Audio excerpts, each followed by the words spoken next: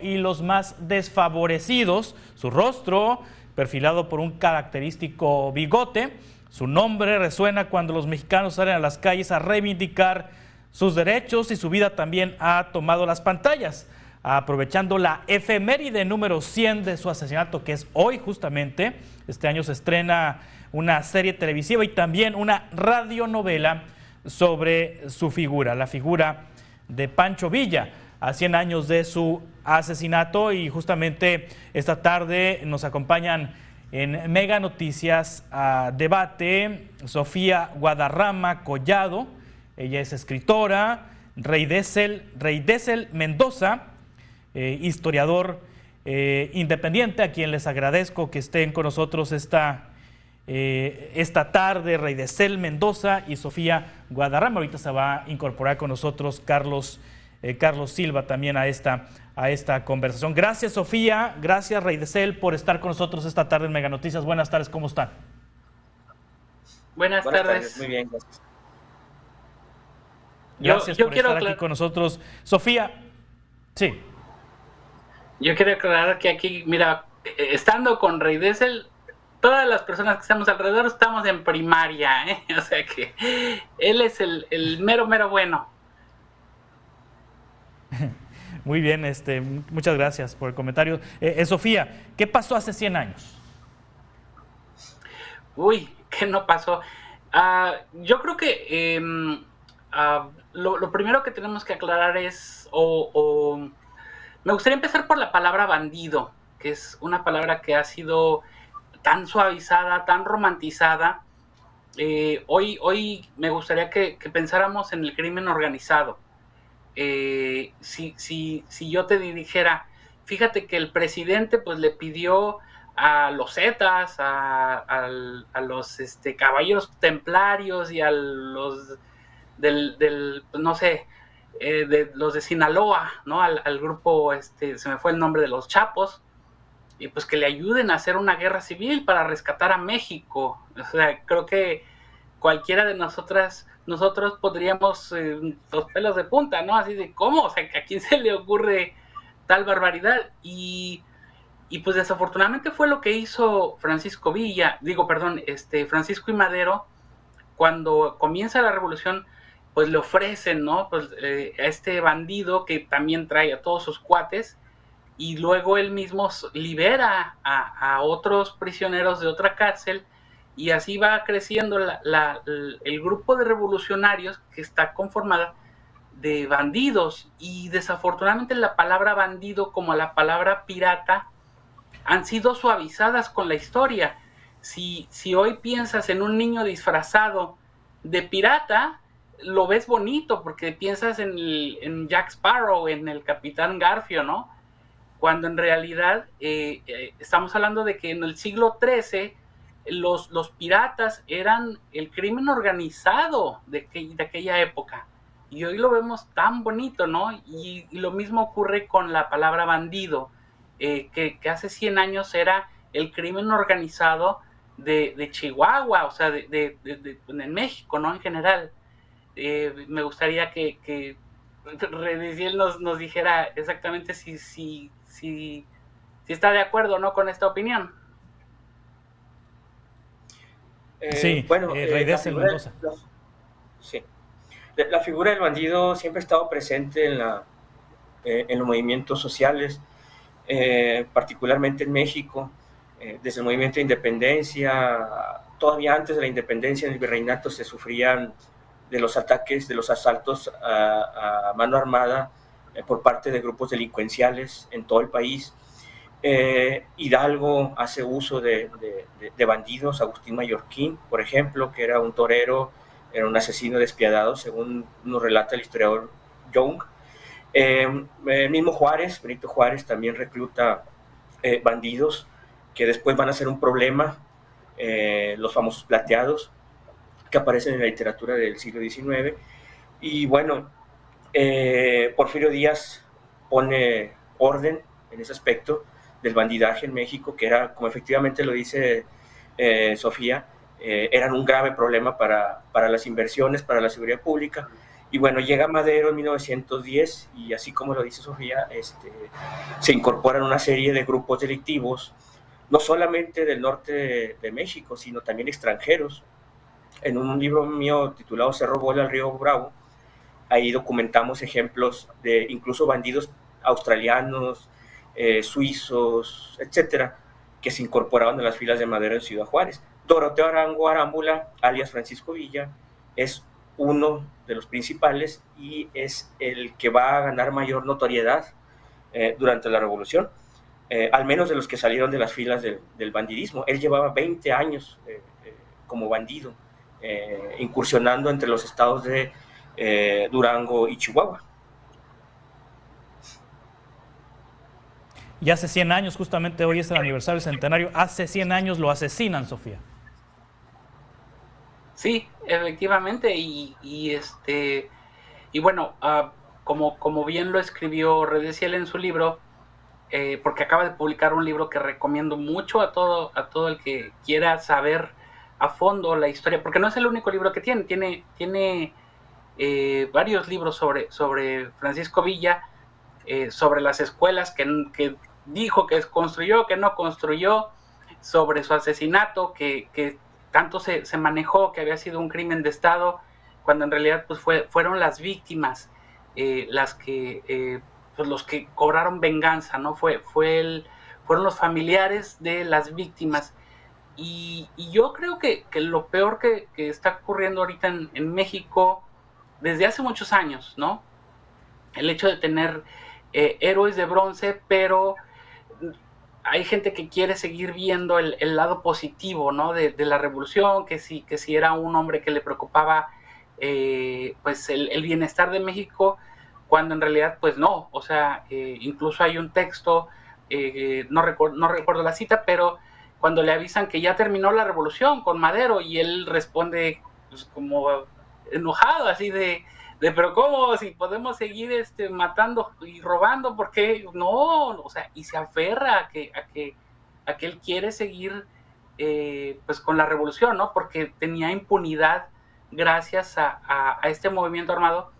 Y luego Francisco y Madero pues lo sabe que cometió un grave error al tener a este personaje, y lo intenta sacar, le da una indemnización pues bastante, no recuerdo la cantidad que recibió, pero se supone que se tenía que salir del país y ya, bye bye, adiós, nunca sabremos más de ti, y no le importó, se quedó en México y volvió a las armas, ¿no? Sí, Raidesel Mendoza, también, bueno, cada quien cuenta cómo le fue en la feria, ¿no? Hay audios de personas que convivieron con Pacho Villa y que están en los sitios históricos, en los centros históricos de nuestro país, resguardados con testimonios muy ricos, y hay quienes dicen que les fue muy bien, hay quienes dicen que les fue muy mal, depende cómo les fue. Los integrantes de su Estado Mayor pues dicen que era un héroe, quienes fueron levantados a la fuerza para integrarse a su ejército, pues no hablan nada bien de él. Depende de cómo les haya ido. Bueno, lo cierto es que el personaje, más que sean opiniones de cómo le fue en la feria a las personas que estuvieron cerca de él, yo creo que lo que deberíamos de considerar es el número de víctimas, la forma como actuó contra la población civil, que no tiene nada que ver con una guerra civil, o que eran ajenos a la guerra. Creo que ahí sí no podríamos compararlo con que si a alguien le dio un costal de frijoles o si a alguien le dio un ascenso. Creo que son cosas totalmente distintas. Villa efectivamente abusó de su poder. En Crímenes de Francisco Villa Testimonios recuperamos por lo menos 50 casos que pudimos documentar, que clasificamos entre militares, prisioneros de guerra, prisioneros políticos, civiles desarmados que murieron incluso dentro de sus casas, mujeres, niños, que eran totalmente ajenos a la guerra de facción. Después de 1915, que Villa es derrotado finalmente por las tropas de Álvaro Obregón y Plutarco Elías Calles en Sonora, vuelve con más ímpetu su odio contra la población civil, y es cuando se dan casos, por ejemplo, el de San Pedro de la Cueva, donde 86 hombres son ejecutados, eran campesinos, eran comerciantes. Se dan los casos de la señora Celsa Caballero, Lugarda Barrio, ancianas de 86, 71 años que fueron quemadas vivas, sacadas de sus casas. Está la familia González, la menor de estas mujeres tenía 9 meses de edad, la más grande tenía 42. Ellas murieron a tiros dentro de su casa cuando Villa va y las mata personalmente. Y bueno, yo creo que... María Arreola. Sí. ¿Perdón? María Arreola. Sí, la escuchamos. María Arreola, sí. Las soldaderas de Camargo. A María Arreola, por ejemplo, a ella le quita a su hijo, que había tenido con ella, y la ordena quemar viva.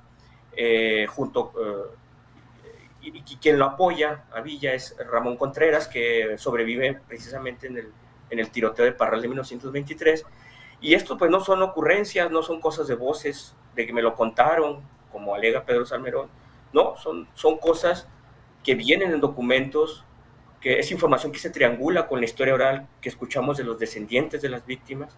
Hay un expediente en Parral donde nada más y nada menos que una de las mujeres de Villa, no esposas, a veces está mal decirles esposas, una de las mujeres de Villa, Soledad Áñez, da fe y testimonio de ese asesinato en 1934 ante un juez.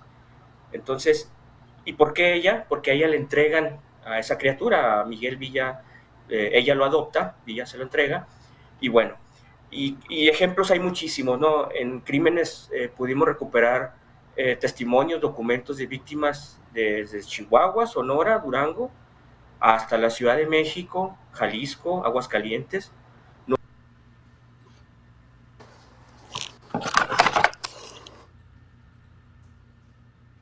Sí, justamente estos relatos que nos hace Rey de Cel sobre Francisco Villa, pues es complicado, es complicado muchas veces, por ejemplo, en San Pedro de la Cueva, Sonora, decir que 2023 es el año de Pancho Villa, pues es como un insulto para la población, porque sus descendientes pues tienen la memoria de lo que ocurrió ahí a principios del siglo pasado, cuando mató a todos los hombres del pueblo, incluido el sacerdote, incluido el cura. En la plaza principal de San Pedro de la Cueva hay un monumento en donde es un memorial con los nombres y apellidos de todos los hombres que murieron esa vez en manos de Pancho Villa. Y bueno, vuelvo justamente con esto, con Sofía y con Rey de Cel Mendoza.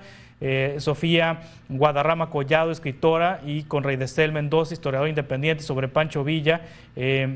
¿Cómo cae en estas comunidades el hecho de que 2023 haya sido declarado el año de Pancho Villa? Con esto y más en esta conversación dentro de 2 minutos.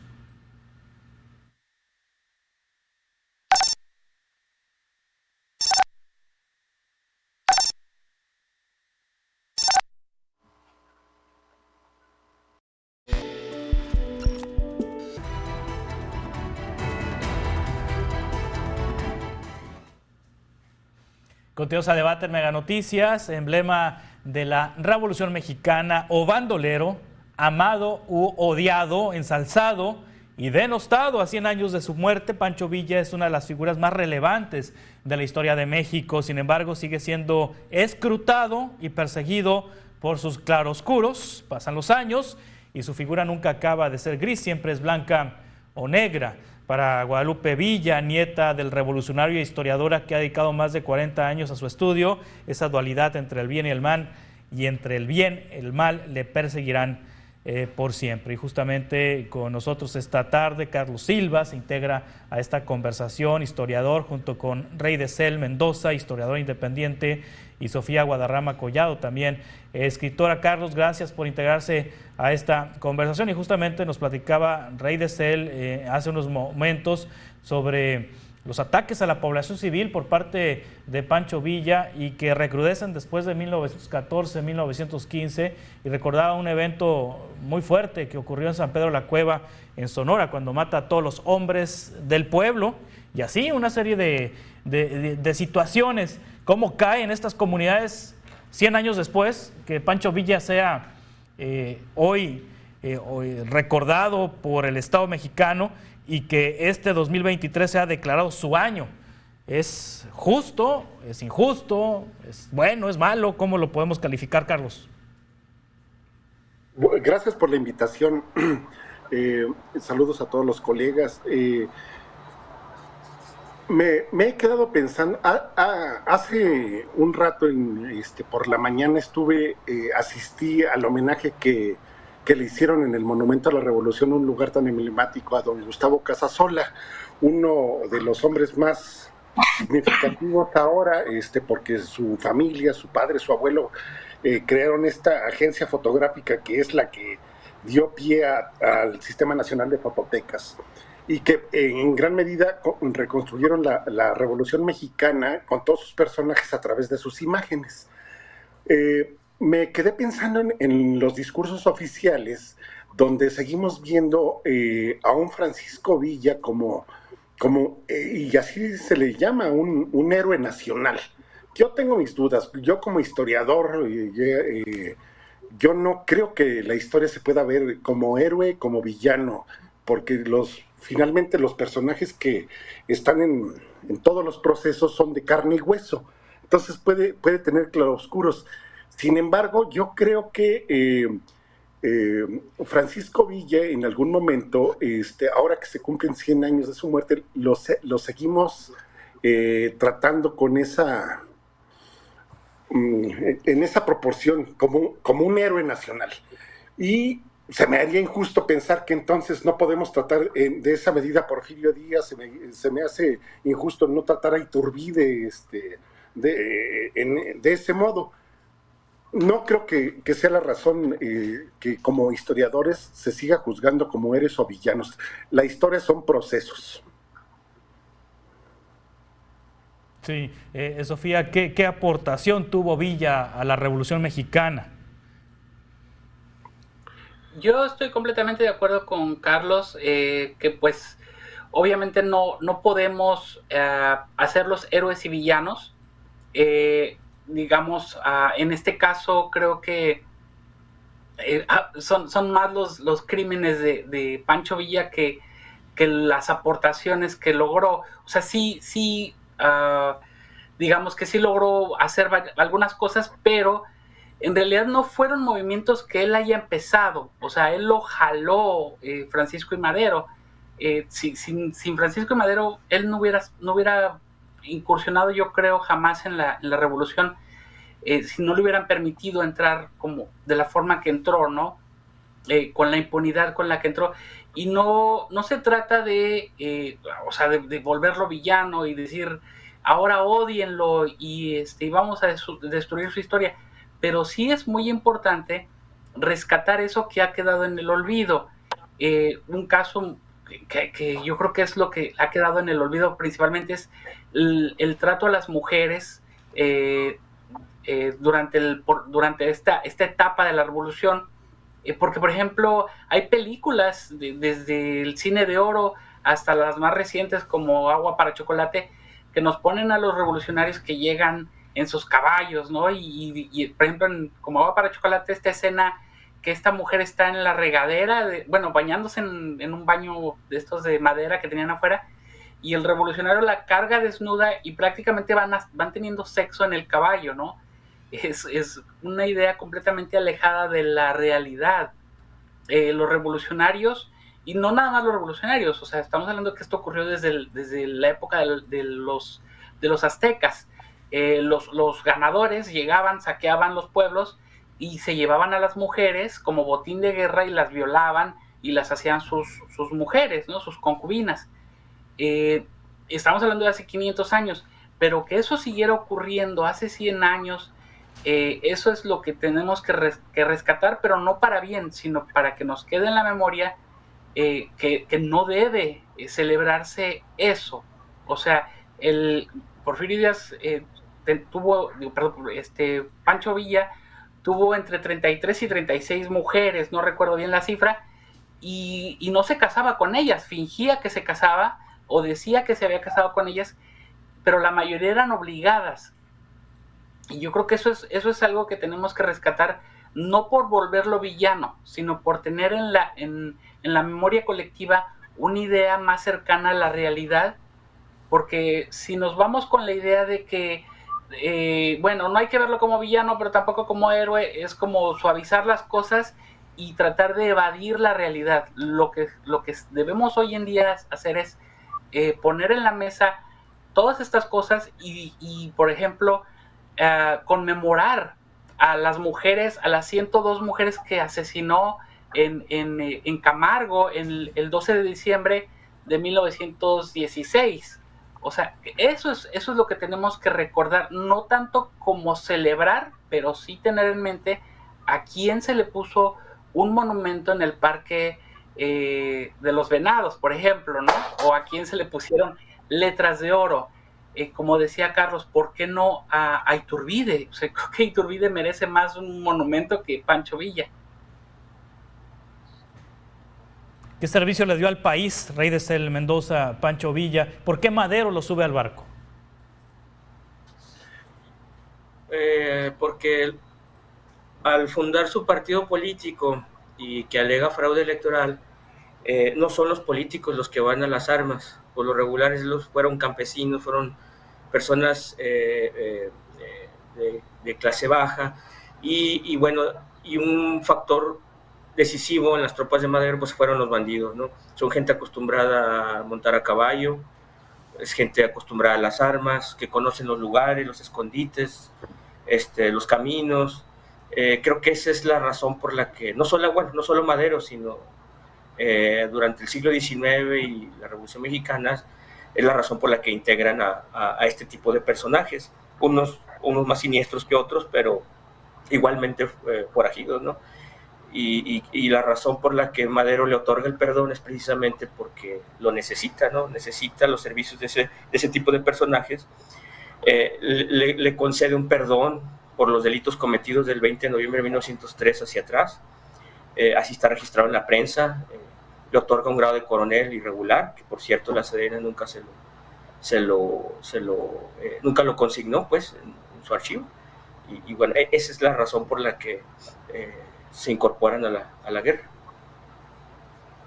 Sí, nos han descrito algunas atrocidades cometidas por Pancho Villa, Sofía Rey de Cel, pero ¿cuáles fueron los eventos gloriosos, vamos a decir, a favor de la revolución, en favor de la revolución de Pancho Villa, Carlos? Bueno, en principio, como ahorita señala Rey de Cel, yo creo que el primer acierto que tiene, no sé si voluntario o involuntario, y es también una necesidad de la propia guerra, es que se une al líder del movimiento, a Madero, y junto a Madero están necesitaban gente, necesitaban algún tipo de que hiciera, que demostrara poder, que demostrara fuerza, más que poder, fuerza.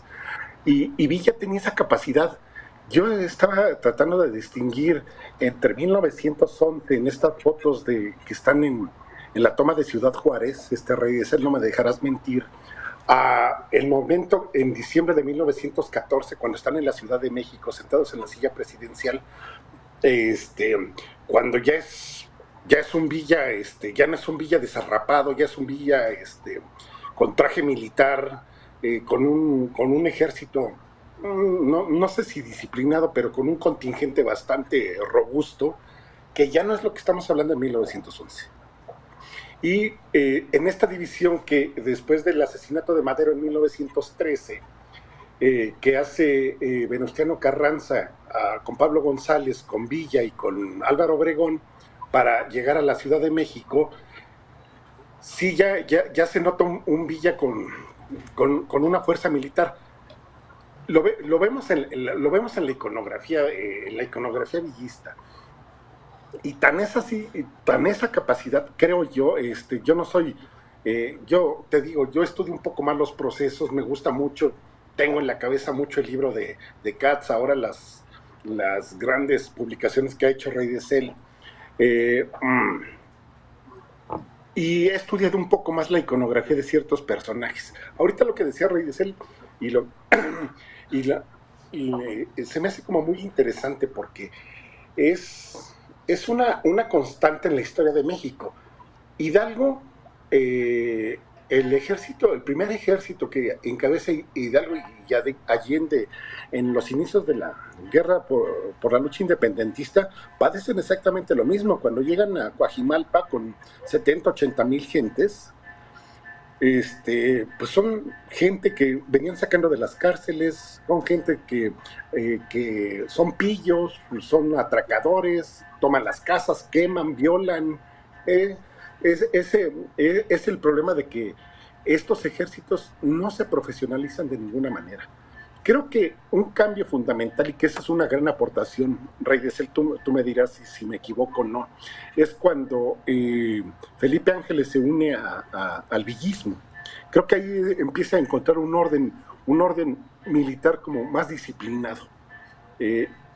Pero lamentablemente, o como sea, digo, tampoco los historiadores somos para juzgar eso, pero aparte no le alcanza en 1915 toda esta posición con Felipe Ángeles, porque Obregón lo avasalla, ¿no? Y se va diseminando en la medida de que pues así llegó y así se fue. Se hace fuerte todavía con lo de Pershing, es 1916, ¿verdad? Pero ya va de bajada, y realmente ya no funciona en todo este proceso del constitucionalismo del 17 al 20. Yo creo que Villa ya no tiene ninguna fuerza. Se empieza a ir tal como llegó. A ver. Hay que decir de Villa, algo que se ha mencionado en repetidas ocasiones son las famosas 50 escuelas que construyó, ¿no? Que el mito John Reed es el que lo publica por primera vez, después se retoma y sin haber hecho ningún tipo de investigación, ningún tipo de indagatoria en archivos o en documentos oficiales, se asumió como real, ¿no? Tan es así que autores actualmente lo usan como bandera. Esa es una de las aportaciones que insinúan que hizo. Sin embargo, bueno, pues aquí en Chihuahua, yo vivo aquí, no hay rastro de ninguna escuela, no hay nada en documentos. Por el contrario, la educación pública en Chihuahua, esos 2 años que el villismo dominó, fue prácticamente arrasada, ¿no? Los sueldos se rebajaron, se quitaron las pensiones, se eliminaron las becas, no hubo graduados de preparatoria en 2 años, en fin, una serie de medidas que tomó el gobierno, de lo que sí hay evidencia. Y bueno, ese es uno de los logros que presumen los autores filovillistas. El otro, pues, es sus estrategias militares, la toma de Zacatecas, que en realidad fue un baño de sangre, ¿no? Esas estrategias que fracasaron varias veces, que es la de lanzar la caballería contra trincheras, no le funcionó con Obregón.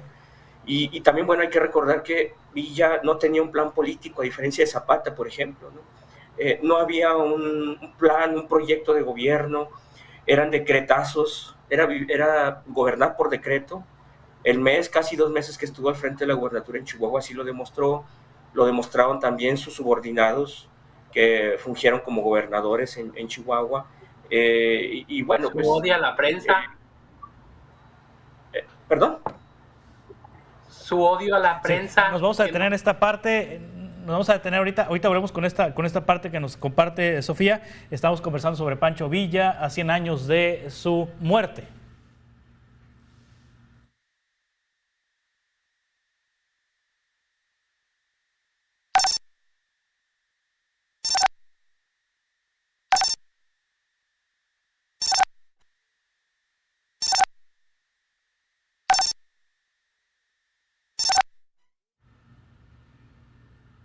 Y estamos en la parte final de este espacio. Sofía quería comentar algo sobre el odio a la prensa de Pancho Villa, pero también ya a manera de conclusión, cómo definirían en 5 o 10 palabras finalmente al personaje, a Pancho Villa, Sofía. Y luego voy con usted, Rey de Cel Mendoza, y luego Carlos Silva. Sofía, el comentario de la prensa y su definición final sobre Pancho Villa.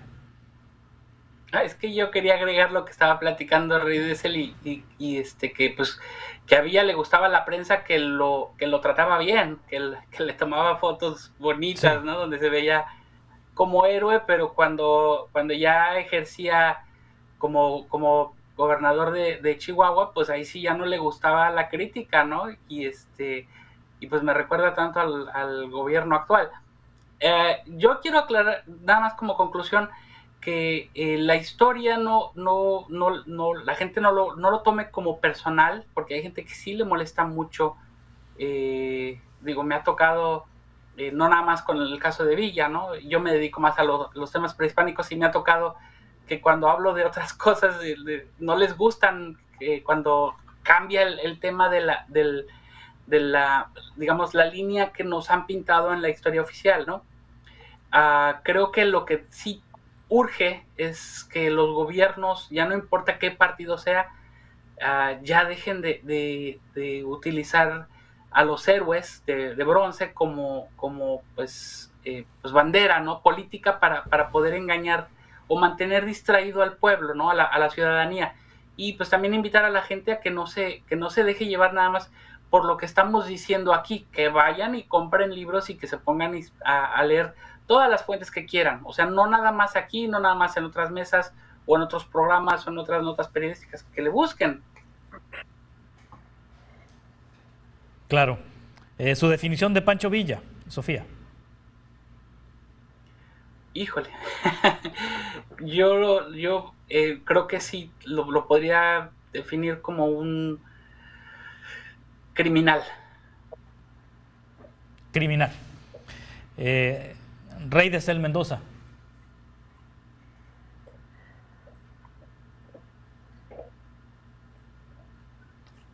No se escucha. ¿Sí? ¿No? Perdón. ¿Rey de Cel? Digo que sí, ya. Sí, ya. Es difícil, digamos, definir a una persona y un personaje histórico, pero yo a lo mejor no lo haría, diría que es un personaje controversial, que explica actualmente su estatus y nos debería llamar a cuestionarnos a quienes tenemos como héroes la situación actual de violencia. El tipo era un tipo violento, era un personaje que agredió a la población civil, tenía actitudes criminales y bueno, aún así, a pesar de todo ello, está encumbrado como un héroe, ¿no? Yo creo que tenemos que empezar a reflexionar quiénes tenemos ahí como ejemplos sociales, ¿no? Como ejemplos a las juventudes, claro, a las nuevas generaciones, porque eso también podría explicarnos en parte la situación de violencia que actualmente vivimos, ¿no? Entonces, yo creo que sí habría que redefinir, reescribir la historia de Villa y sobre todo la que se acerca a la gente, la que se comercializa, la que el gobierno le pone todos los días a los jóvenes en los libros de texto y a los autores que promueven este tipo de figuras, ¿no? ¿Quiénes son y cuál es el interés político? También había que reflexionar en ello, ¿no? ¿Por qué buscar encumbrar a hombres violentos y sobre todo en esta época, en pleno siglo XXI? Cierro con usted, Carlos Silva, su definición final sobre... Yo creo que también es muy complicado definirlo, porque si pudiéramos definir a una persona caeríamos otra vez en el juego de que si era un héroe o un villano. Yo creo que hay que entender los procesos, hay que entender cómo llega, cómo se acerca a esta lucha revolucionaria Villa. Llega con otro nombre, es un cuatrero, viene precedido de un asesinato, se incorpora a las fuerzas maderistas y después lo que sí es que es un hombre carismático que atrae a las masas y claro que influye y claro que determina el triunfo del primer curso de la revolución. Sin embargo, yo creo que en las personas de este calado con un grado de ignorancia tal como lo tenía Villa, se les mueve el tapete y se le movió a Villa de alguna manera, y yo creo que el poder y la ambición le ganó de alguna manera. Y ya traía esto que es, como decía Rey de Cel, como decía Sofía, es un tipo que pues ya este tipo de personajes lo definieron los italianos al final del siglo XIX con ciertas características del asesino lombrosiano. Esto lo tenía perfectamente Villa muy claro, pero tenía poder, se hizo de mucho poder y tenía un poder que lo respaldaba. Nada más para 1923, cuando él ya está retirado en Canutillo y tiene algún coqueteo con Adolfo de la Huerta, que se levanta en armas, él dice, yo en 2 días puedo levantar a 40,000 personas armadas. Le costó la vida. Le costó la vida porque seguía con esta inercia, con esta idea de que él podía controlar y manejar a la gente. Yo creo que ya a partir de 1920 era un México diferente, con un intento de profesionalización del ejército, y ya no funcionaban ya se estaba descartando ese tipo de caudillos que le estaban haciendo daño al nuevo Estado mexicano. Creo que lo que hay que entender son los procesos, no a los personajes como tal. Gracias, Carlos Silva. Gracias, Riedesel Mendoza, Sofía Guadarrama. Estamos en contacto para otras conversaciones, si les parece, sobre este u otros temas. Muchas gracias. Estamos en comunicación. Muy buenas tardes. Gracias. Y de esta manera concluimos este espacio de debate de Mega Noticias. Le agradezco su compañía. Le invito a que se quede en esta señal y que mañana coincidamos aquí a las 5 de la tarde con 15 minutos. Gracias. Hasta mañana.